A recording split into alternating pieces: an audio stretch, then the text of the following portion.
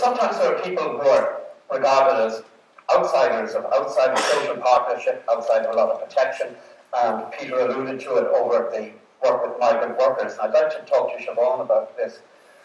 Whether unions have actually been actively helpful to migrant workers, and also a lot of people come from Eastern Europe and they've grown up in the era of Soviet-style trade unions, so they may well have a lot of reservations about how trade unions actually work. And do migrant workers basically opt out of the trade union movement and use different channels like community information, migrant support centres? And what's your relationship with the trade unions? Our relationship with the trade union movement is actually very healthy, and it's without the support of SIPTU and Mandate and our work with even ICTU, and especially on the forced labour side, has actually generated real change. We've just got recently a new bill that criminalises forced labour, like modern day slavery. It's not criminalised in this country. It's now going to be criminalised, and that was as a result of a collective effort to campaign for that. But I suppose I just want to kind of reframe your question a little bit, because there's often, migrant workers are often kind of like, put out there as, okay, they're outside of unions, or they're outside, they're a different group of workers. In actual fact, they're not. They're the same as every other worker right across the world. And they're often really, the discussion about migrant workers is often really a proxy discussion for what's happening in the wider world of work. So a bit like what Brian Handy was saying earlier on, that even at the time of 1913, the workers are often blamed for their own situation. Migrants are often blamed for the changes that are happening in the way work is organised, the kind of global capitalist system, the way, like, somebody was talking earlier on about, the way in which you can be working for somebody who isn't your employer, and the kind of precarious nature of the world of work, how ad hoc it's become, how temporary it's become, how there's this mass kind of a race to the bottom where labour standards are just being absolutely taken from under workers, all workers. It becomes really, sometimes it just, I think what the discussion about migrants is that it's a bit like the canary in the mine shaft. We focus in on migrants, but really we should be looking at what's going on in the wider world of work. And I think for the trade union movement, there's a real challenge there, because Jack talked about the institution, and I think the trade union movement as an institution is very different to the trade union as a movement, and it has very different kind of ways of organising, ways of looking at itself, ways of the demands it makes. And my experience of working with some of the most vulnerable migrant workers in this country, people who are living in abject poverty, can't even get the minimum wage, never mind the JLC rates when they existed. They're willing to organise. They're absolutely willing to organise. Nobody can't be organised is the starting point in my book. It's our job to create conditions for them to be organised and to organise. But the issue is that very often, because of the barriers, whether it's the work permit system, whether it is just the way their workplace is organised, it makes it very, very difficult. And that traditional kind of labour relations model doesn't fit anymore. It doesn't work for anybody anymore. It doesn't work for a number of people in the community sector who are on short-term contracts and move around an awful lot. It just doesn't fit. So I think the challenge is the movement and organising model. And obviously migrants are part of that. I just want to say one more thing, because we're looking inwards. We need to look outwards as well, because something like 140,000 people have emigrated from Ireland over the last number of years. They're part of this growing kind of system that's happening around the world, which is organising the movement of labour. It's part of the global capitalist system. And we talk about people going to Canada. Recently in Canada, we're facing Irish ferry situations all over the world, where they had temporary migration schemes where you could be employed on 15% less than the average, the going rate for the job, no rights to join a union, no residency rights. They just extended that temporary workers scheme from 4 to over 200 areas of work. Now, these are the conditions which people are migrating from Ireland under. So we're part of this kind of global guesswork system.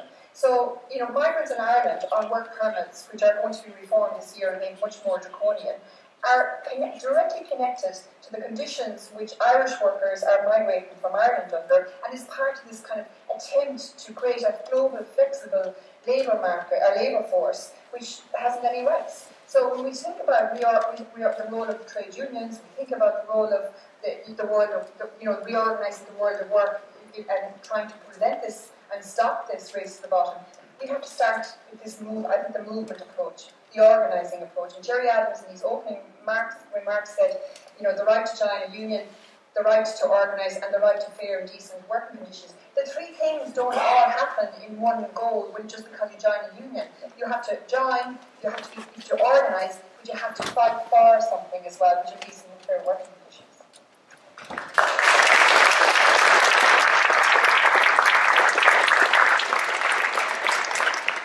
Julie Kelly was listening very intently to that. The key word there is that everybody can be organised. It can be done.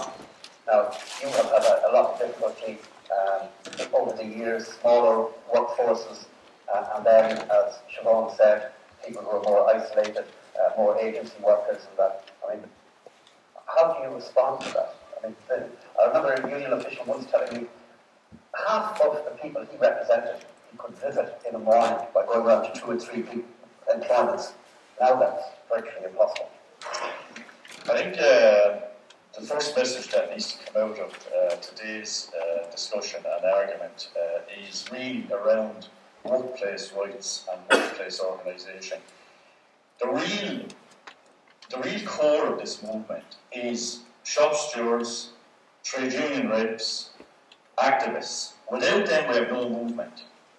Without them, we have no way of doing what needs to be done in the workplace. And they really have to feel that they're the foundation of the movement.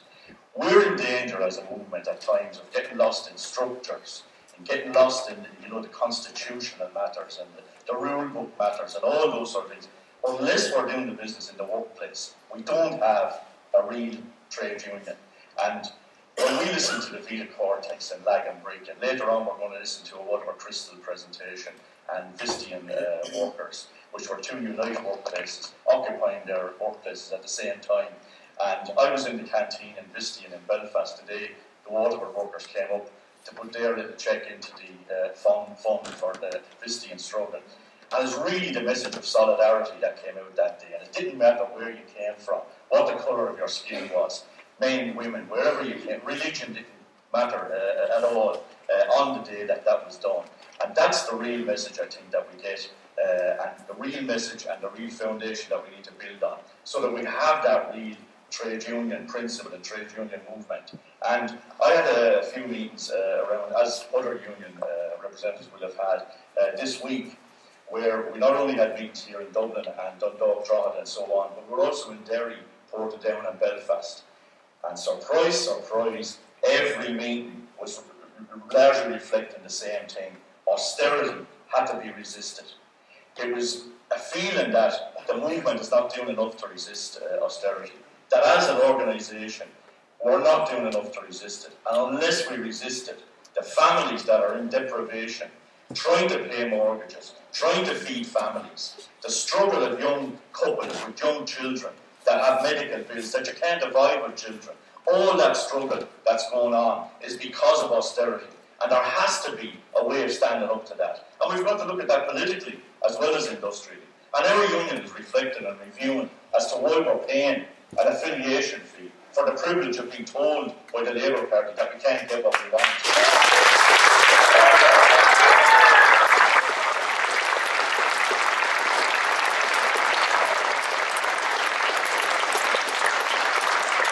That austerity challenge, Gerry, has to be stood up, as well as the day-to-day struggles in every, as you say, small workplace, big workplace, trying to get recognition and respect and dignity. You know, every 2 big manager is entitled to the basic facilities of offices and computers and all that sort of stuff.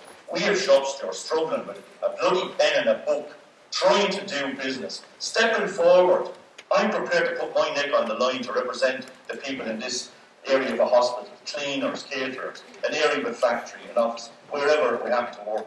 And that person can be picked off And who else is going to step in if you can be picked off that easy and sacked? So trade union rights and the principles that the movement stands for, the principles that we build on for people who stood out in 1913 against all that struggle. What we do today is on our watch. Hear, hear.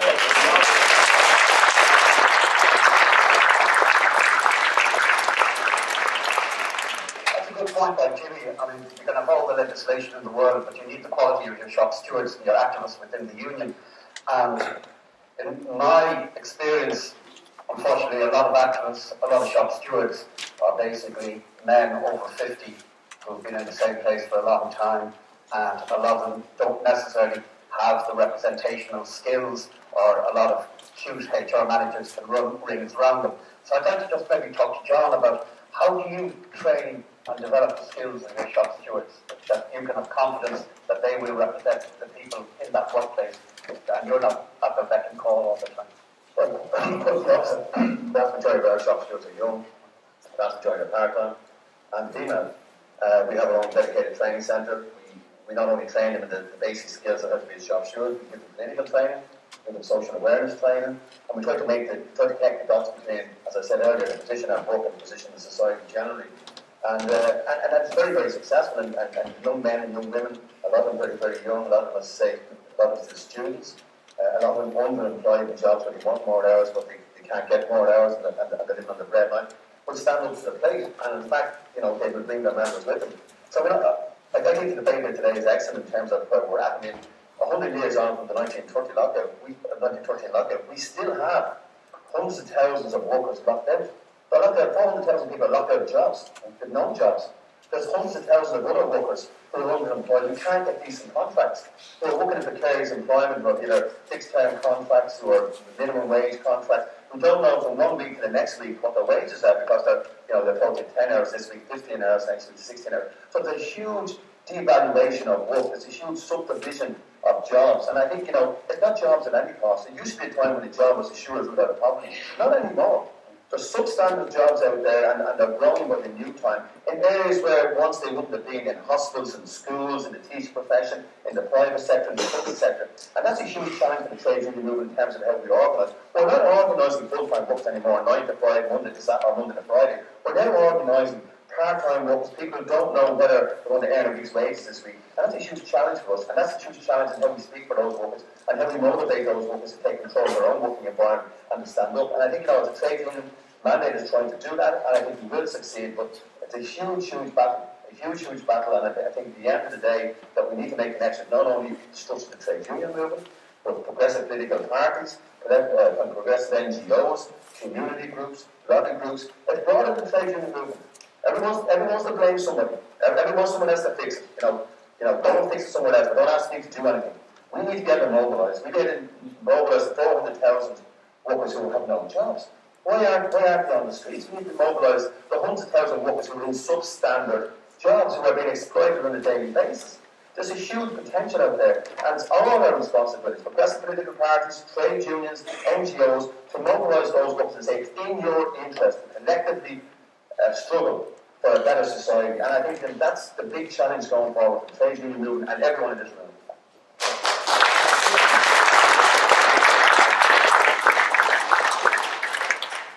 This brings me on to the whole balance between trade unions and politics. And maybe if I could talk to Anya about this, I mean, as a political activist.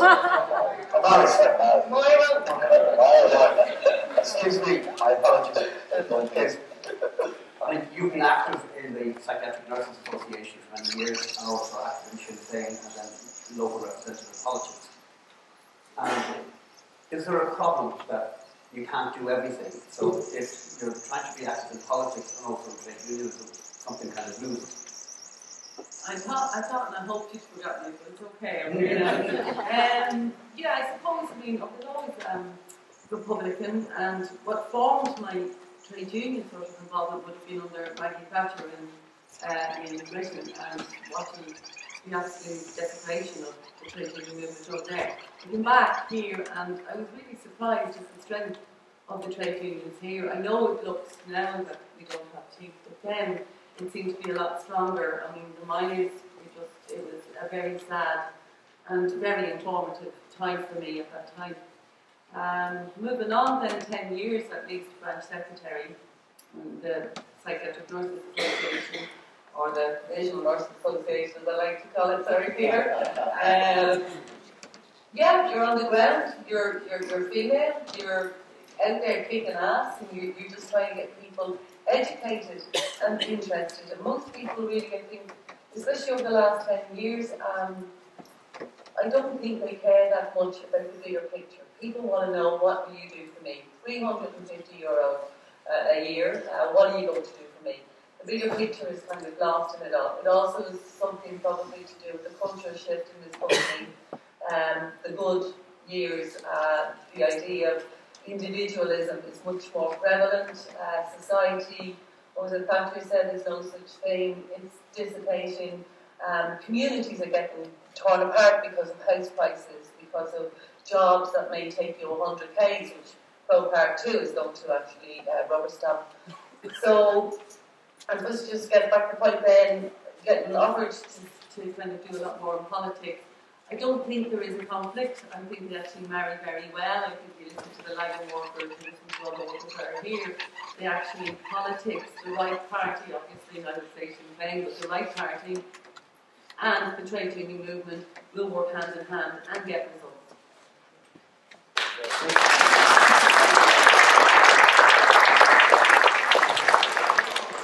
Of course. Can I just make a comment on that? I know sometimes it's bad manners to throw stones at your host. I also worked in Northern Ireland. In Northern Ireland, I worked with the trade union movement at trying to influence policy making in the Assembly. People who are from Sinn Féin, who I believe are at the centre and should be supported.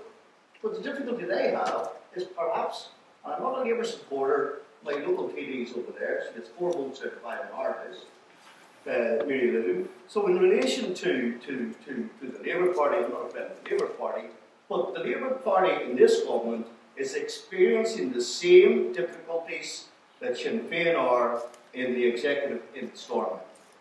And that's not all, I won't get a round of applause when I finish this comment, but I can assure you one thing, and I believe Sinn Féin, by the way, and I believe it is the DUP holding up the blockages. I signed off on an agreement, a bilateral forum agreement with the trade union movement, Paul Murphy, who was the Director of the Minister. A year after, the Assembly was reconstituted and reconvened. I spent 4 years trying to get a bilateral forum signed off by First and Deputy First Minister, the same as my colleagues in the Scottish Trade Union Congress had, and the Welsh Trade Union Congress had, and it took me 5 years. Why did it take the Trade Union 5 years? Because Sinn Féin are unfortunately in a situation as the Labour Party are with a coalition government. So, you've got to be fair in all fairness. And by the way, again, I say to you, I supported my local PD. And I come back to the fact sometimes, which Máire also stated, sometimes it's about activism. And it is about individualism. And that's all gone. It's gone from our own communities. It's gone from looking after our TA teams. It's gone from looking after our volunteering in the whole raft of areas. It's gone.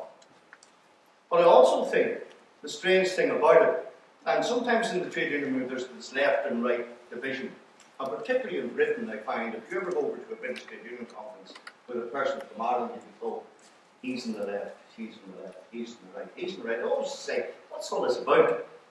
Because when I was a trade union representative for 20 years in Dublin bus, nobody ever asked me, was I on the left or was I on the right? But they did ask me, are you a good bloody representative, will you get me off? And as regards strikes, there is nobody here in this hall has been on as many strikes as me, including by the combined nature of my 3 colleagues. 127 strikes I've been on. From 10 weeks to 8 weeks, to 6 weeks, to 5 weeks, and about 60 of those are 1 or 2 days. Because the NBRU, and you know very well, was seen as the militant trade union. Do you know how many strikes I won out of the 127? I would say about 7. So strike is not always the answer. And I've been on more strikes than you combined of anybody in this room.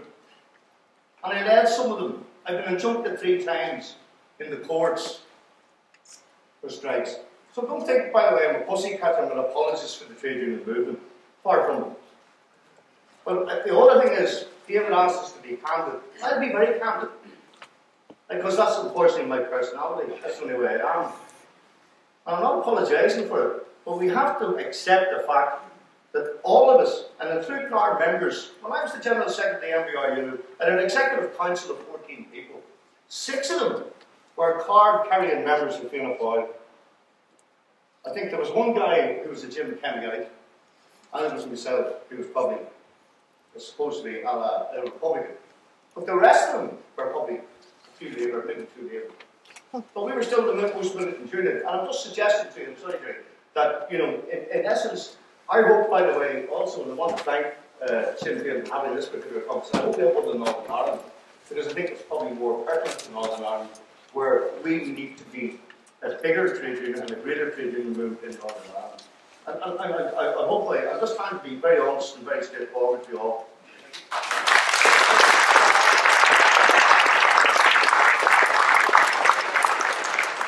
Yeah, just in terms of where I think we are, how we should be going. But I mean, so one of the problems with Ireland, after 5 years of austerity, I think completely agree with you, the root of this problem is, you know, paying over 64 billion for private banking debt. Right? When we're having these conversations,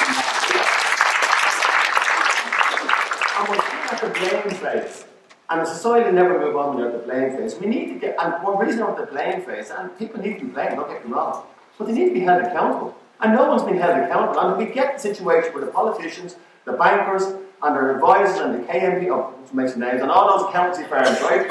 And until they're held accountable, right? It's taken forward. It's very difficult to move away from the blame phase into the recovery phase and have a decent discussion about what sort of society do the progressives in this country want. And that's the big challenge for us. I think that's the big failing. And I mean, unlike Iceland, who moved in very, very quickly, they dealt with their bankers, they dealt with their politicians, and they moved on. And now they're in a recovery mode and they're creating a different type of society. We're not allowed to have that space. And we're really in danger of recreating the same bloody model that caused the same problem in the first place. And that's the real danger. They want 64 billion off us so they can wake up on Monday morning and everything's as if nothing changed.